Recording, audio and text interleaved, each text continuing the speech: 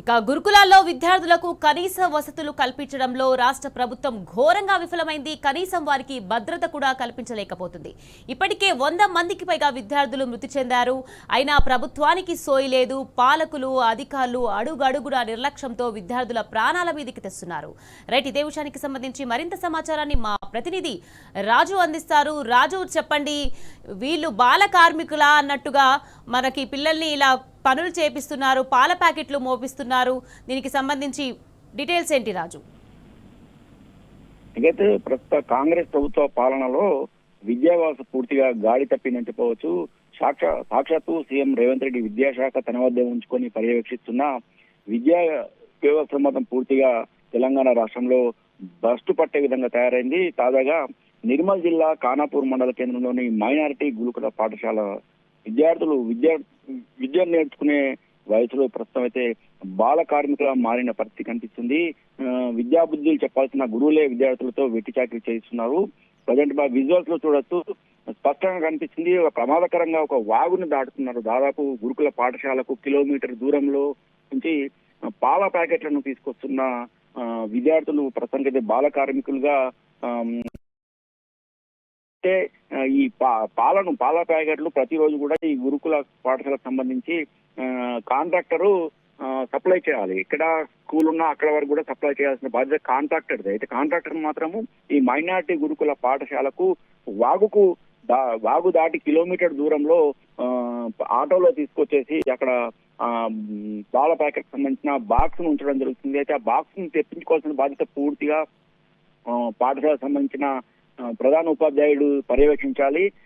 ప్రత్యామ్నాయమైన ఏర్పాటు చేసుకోవాలి. అవేమీ చేసుకోకుండా 9వ తరగతి చదువుతున్న ఈ గురుకుల పాఠశాల 9వ చదువుతున్న విద్యార్థులను ప్రతిరోజు 4 చొప్పున విధులు కేటాయించడం జరిగింది. ప్రతిరోజు కూడా ఉదయం వాళ్ళు చదువుకోవాల్సిన సమయంలో పాల ప్యాకెట్ల కోసము అక్కడ వాగును దాటి వెళ్లి ప్రమాదకరంగా ఉన్న ఇటీవల కురిసిన భారీ వర్ష కారణంగా అక్కడ ఉన్న తాత్కాలిక బ్రిడ్జ్ సైతం పూర్తిగా కొట్టుకుపోయిన పరిస్థితి. ప్రస్తుతం అయితే ఆ వాగులో కేవలము రాళ్లు మాత్రమే ప్రత్యామ్నాయంగా వేసి వాగు దాటేందుకు ప్రత్యామ్నాయ ఏర్పాట్లు ప్రస్తుతం అక్కడ ఉన్న స్థానిక గ్రామస్తులు చేసుకోవడం జరిగింది. అదే రాళ్లపై వాగుపై నుంచి వాగు దాటి విద్యార్థులు పాల ప్యాకెట్ సంబంధించిన బాక్స్ ను తీసుకొని అక్కడ నుంచి వాగును దాటి ప్రమాదకరంగా ఉన్న వాగును దాటి మైనార్టీ పాఠశాలకు రావడం జరుగుతుంది. ఇదంతా దాదాపు కిలోమీటర్ మేర దూరం ఉంటుంది.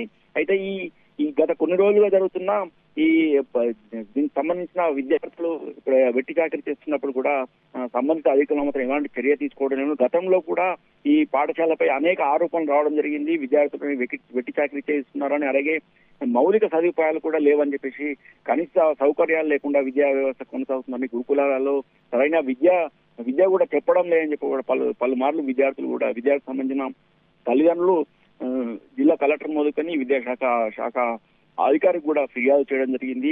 అయితే ఇవేమీ పట్టించుకున్నట్టు మాత్రం ప్రభుత్వం కానీ ఇటు అధికారులు మాత్రం పట్టించుకున్నట్టు కనబడడం లేదు.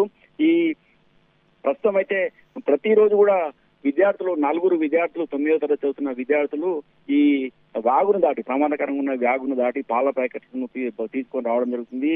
విద్య చదువుకోవాల్సిన సమయంలో బాల కార్మికులుగా మారిన ఈ దుస్థితిపై విద్యార్థి తల్లిదండ్రులు ఆగ్రహం వ్యక్తం చేస్తున్నారు.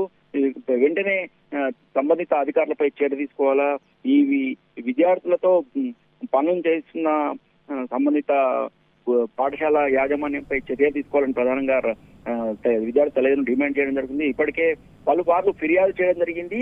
ఈ బాల కార్మికులుగా మారిన తాజా అంశాన్ని సైతం కూడా అధికారుల దృష్టికి తీసుకొచ్చినప్పుడు కూడా అధికారులు మాత్రం ఇంతవరకు కూడా ఎలాంటి విచారణకు ఆదేశించలేదు. ఈ రోజు కూడా యథావిధిగా విద్యార్థులు పాల ప్యాకెట్ తీసుకోవడం జరిగింది. ఇది చాలా ఘోరం అని చెప్పేసి విద్యార్థి తల్లిదండ్రులు ఆగ్రహం వ్యక్తం చేయడం జరుగుతుంది. ఈ ప్రస్తుతానికైతే ఈ నవంబర్ మాసం ఇంకో మార్చిలో ఎగ్జామ్స్ జరిగే సమయంలో ఉదయం సమయంలో ప్రతిరోజు కూడా విద్యార్థులు చదువుకోవాల్సిన, అంటే ఉదయం 5 o'clock నుంచి మార్నింగ్ స్కూల్ స్టార్ట్ అయ్యే వరకు కూడా 9వ తరగతి వరకు కూడా చదువుకోవాల్సిన చదువుకునే సమయంలో ఉదయం ప్రస్తుతం చలికాలంలో సైతం కూడా విద్యార్థులతో ఇట్లా వెట్టి చాకరీ చేయడం పట్ల కూడా ఆగ్రహం వ్యక్తం చేయడం జరుగుతుంది. సంబంధిత సిబ్బందిపై అలాగే పాఠశాల యాజమాన్యంపై చర్యలు తీసుకోవాలని ప్రధానంగా తల్లిదండ్రులు డిమాండ్ చేయడం జరుగుతుంది. ఇట్లాంటి సంఘటనలు పునరావృతం కాకుండా చర్యలు తీసుకోవాలా, లేని పక్షంలో మాత్రం తాము ఆందోళన చేస్తామని కూడా తల్లిదండ్రులు హెచ్చరించడం జరుగుతుంది. రాజు చెప్పండి, మనం చూస్తున్నాము గురుకులాల్లో రోజుకు ఏదో ఒకటి ఇష్యూ మనకి కనిపిస్తుంది. పిల్లలకి ఆహారం విషయంలో కానివ్వండి, అదే విధంగా ఈ రోజు చూసుకుంటే ఇలా ఇంత ఘోరంగా చిన్న పిల్లలని చూడకుండా కూడా ఇలా పని చేస్తున్నారు అంటే ఇంత నిర్లక్ష్యంగా అధికారులు ఉండడానికి కారణం ఏమంటారు రాజు? పూర్తిగా ప్రభుత్వ వైఫల్యము, అది అధికారుల వైఫల్యం చెప్పవచ్చు. కాంగ్రెస్ ప్రభుత్వ పాలన మొత్తం పూర్తిగా ఈ విద్యా వ్యవస్థ పూర్తిగా భ్రష్టుపడడం జరిగింది. గత బీఆర్ఎస్ ప్రభుత్వ పాలనలో దాదాపు వందలాది గురుకులాలు ఏర్పాటు చేసి విద్యార్థులకు చక్కని విద్య అందించే విధంగా గత బీఆర్ఎస్ ప్రభుత్వము చర్యలు చేపట్టిన నేపథ్యంలో గత రెండు సంవత్సరాలు కూడా ఈ విద్యా వ్యవస్థను పూర్తిగా కాంగ్రెస్ ప్రభుత్వ పాలన భ్రష్టుపట్టిందని చెప్పవచ్చు. ఇప్పటికీ ఎన్నో సమస్యలు జిల్లాలో ఉన్న గురుకుల పాఠశాలలో ఏర్పడడం జరిగింది. ప్రధానంగా ఈ ఫుడ్ విషయంలో, హాస్టల్లో ఫుడ్ విషయంలో కూడా పర్యవేక్షణ పూర్తిగా లోపించడం జరిగింది. కనీసం మధ్యాహ్న సమయంలో గుడ్డు కూడా పెట్టలేని పరిస్థితి ఏర్పడింది. ప్రస్తుతానికైతే ఈ ప్రభుత్వ పాఠశాలలో, అలాగే గురుకుల పాఠశాలలో, అలాగే ఈ ప్రభుత్వ పాఠశాల జరుగుతున్న ఎంట్రీ కాకుండా ప్రత్యేకంగా ఆంక్షలు వేయడం జరిగింది. ఎవరు కూడా పాఠశాలలో వేయడం జరిగింది. ప్రతి ఒక్కరు కూడా తాజాగా ఉత్తర్వులు కూడా జారీ చేయడం జరిగింది. ఎవరు కూడా మీడియాకు సంబంధించిన ప్రతినిధులు కానీ ఎవరు కూడా విద్యా సంస్థలలోకి రావడానికి కూడా నిషేధించడం జరిగింది. దీంతో విద్యా సమస్యలను పట్టించుకునే పరిస్థితి జిల్లా ప్రస్తుతం కాంగ్రెస్ ప్రభుత్వంలో కనిపించడం లేదు. ఇప్పుడు చలికాలంలో వారికి వేడి నీరు అందించే వ్యవస్థ కూడా పూర్తిగా లేకుండా పోయింది.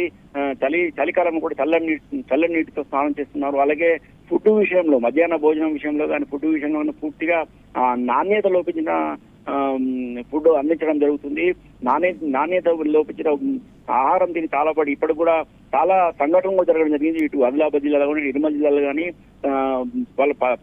పలుసార్లు నాణ్యత లోపించిన భోజనాన్ని తిని ఆసుపత్రి పాలైన సంఘటనలు కూడా చాలా చోట్ల కనిపించడం జరిగింది. ఉట్నూరు, ప్రధానంగా ఉట్నూరు ఏజెన్సీ ప్రాంతంలో ఉన్న గురుకుల పాఠశాలలు మాత్రం పూర్తిగా ఈ విద్యా వ్యవస్థ గాడి తప్పిందని చెప్పవచ్చు. హాస్టల్లో విద్యార్థులు ప్రభుత్వము వారి సమస్యలు మాత్రం పట్టించుకోవడం లేదు. మధ్యాహ్న భోజనం విషయంలో కూడా వాళ్ళని పట్టించుకోవడం లేదు. ప్రస్తుతం వారికి అంటే మెనూ కూడా పూర్తిగా అమలు కావడం లేదు.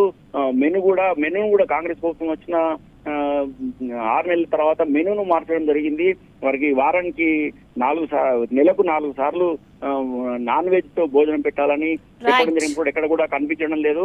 కనీసం గుడ్డును కూడా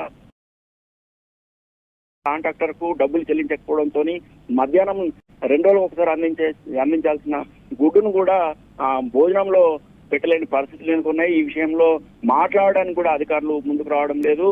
మేము పెడుతున్నామని చెప్తున్నారు కానీ విద్యార్థులు మాత్రం తమకు గుడ్డు పెట్టడం లేదని చెప్పేసి మీడియాకు చెప్పడం జరుగుతుంది. ఇప్పటికైనా తగిన చర్యలు తీసుకోవాలా, ఇలాంటి సంఘటనలు పునరావృతం కాకుండా ప్రభుత్వం కఠిన చర్యలు తీసుకోవాలని విద్యార్థులు కోరుతున్నారు. Right, thank you Raju. Watchman ఏమంటే మీరు ఏది కదా, మీరు చదువుకునే పిల్లలు కదా, మరి మీ సార్ ఏమంటాడు? మీరు రోజుకు 4 అంటే ఇవాళ ఎవరో వచ్చిండ్రు? ఇవాళ ఎవరో వచ్చారు మీరు 4? రోజుకు 4 మోస్తారా? ఏం పేర్లు మీ పేర్లు? కుమార్. మీ పేరు తమ్ముడు? నీ పేరే? అఫ్నాన్. నీ పేరే? మరి మీరు 4 స్కూల్ నుంచి చదువుకోమంటారా లేకపోతే పనులు చేపిస్తారా మీ సార్లు? మరి మీ పనులు ఎందుకు చేస్తారు?